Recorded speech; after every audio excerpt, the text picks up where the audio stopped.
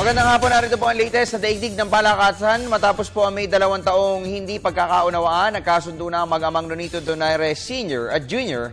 At ang naging instrumento po para muling magkasama ang father and son tandem ay ang kasisilang na supling ng mag-asawang Nonito at Rachel Donaire. Ang kabuang detalye, hatid ni Dennis Principe.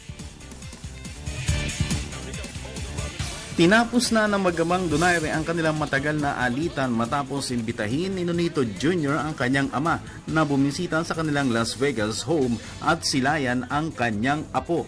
Sa isang panayam ng PTV Sports ay masayang ibinalita ni Nonito Sr. na nagkapatawaran ng sila ng kanyang anak na napalayo sa kanya simula ng magkarelasyon hanggang sa ikasal ito kay US-based Filipina Taekwondo Jin Rachel Marshall. Ani Nonito Sr., hindi mababayaran ang ligaya ng kanyang nararamdaman ngayong naayos na ang gusot sa kanilang pamilya. Nag-usap na kami doon, kainan, wala kaming banggit tungkol sa mga kung ano man yung ko namin.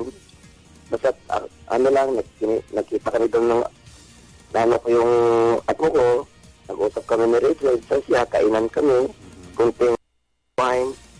Pagkatapos ng mga 5 hours na umuwi na ako, yun lang, so masaya talaga, parang sabi ko yung 5 oras yun talagang parang 30 minutes yung pakiramdam ko. Ang bilis. Itinagdag ni Nonito Sr. na matapos ang kanilang dinner noong 1 linggo, nakasalo din si Rachel, ay tinawagan siya ni Nonito Jr. ng sumunod na araw upang alokin na magsama na muli sila bilang father and son tandem para sa kanyang susunod na laban. Sa kabila nito ay mananatili pa din si Mexican-American Robert Garcia bilang chief trainer ng Team Donaire. Babalik ako sa team, sinabi niya na sa akin. So, yun ang pinapasalamat ko rin na nagkabalikan kami na mag-uumpisa na akong mag-train din sa kanya. Tutulungan ko rin siya na maibalik yung fan. Yun ang isa rin pinapasalamat ko. Magkasama ang mag-ama ng talunin ni Nonito Jr. si Australia-based Armenian champion Victor Shinyan via 5th round TKO upang angkinin ang World Flyweight title noong 2007 sa Connecticut. Matapos ang 2 title defenses ng flyweight crown ay naghiwalay ng landas ang mag-ama dahil sa ilang personal na alitan, isa na dito ay ang pakikipagrelasyon kay Rachel. Kasi siyempre matagal na rin sila nasasama. Sinabi ko sila, hindi lang ako nakapag-adjust ng natin, para rin siguro ako nabigla. Wala akong, dapat meron akong adjustment doon. Hindi ko na-adjust yung sarili ko. Sinabi ko talaga sa kanila lahat yung mga Pagkat sinabi ko na kung ano man yung pagkakamali ko noon, patawaran niyo ako. Nag-sorry din naman si Jim. Magkakataon naman na ang muling pagsasama na mag-ama ay magaganap sa rematch kay Darshinyan na nakatakda sa November 9 sa Corpus Christi, Texas. Ang nasabing laban ay unang sabak ni Donaire sa mabigat na featherweight division. Naging kampyon si Donaire sa super flyweight, bantamweight at super bantamweight divisions. Para sa PTV Sports, Dennis Principe, Telebisyon ng Bayan.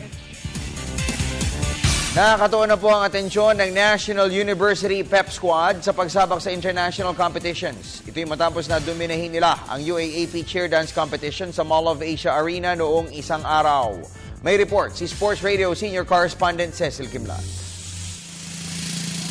Ilang oras matapos ang kanilang maiden victory sa UAAP Cheer Dance Competitions, ibinaling agad ng National University Pep Squad ang kanilang atensyon sa pagbibigay ng karangalan para sa bansa.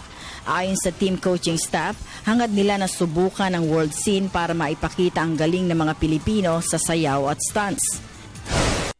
At pwede namang i-try. Kasi malakas yung mga bata, very skillful, and there's no harm in trying. Pwede naman kaya.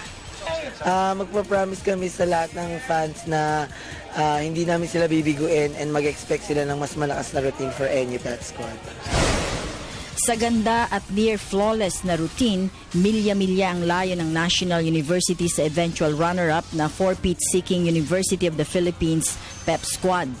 696.5 points ang total score na ibinigay ng mga judges sa NU, kumpara sa 620.5 points lamang ng UP, habang malayong third placer naman ang De La Salle University Pep Squad. Lahat ng pagod, lahat ng effort, lahat ng sacrifices, yung mga pinagdaanan namin sa team, ayun, sobrang worth it.